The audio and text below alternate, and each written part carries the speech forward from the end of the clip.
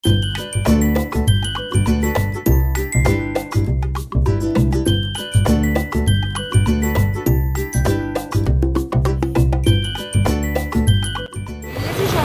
একটু প্রগতি সংঘের ভিতরে একটা আর কি ভিতরের রাস্তাটাতেই এসে তো খিদে পেয়েছে, ভাবছি কী খাবো।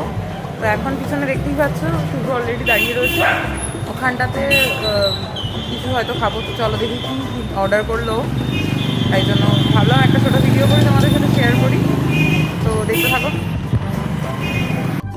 বেশ সন্ধেবেলা বেরোনোর পর খানিকক্ষণ বাদে অ্যাকচুয়ালি খিদে পেয়েছিল, তো দুজনেরই ও বললো কিছুদিন ধরেই বলছে যে উইংস খেতে যাব, সেটা কোনো না কোনো কারণবশত খাওয়া হচ্ছিল না, তো আমরা সেই জন্যই গেছিলাম।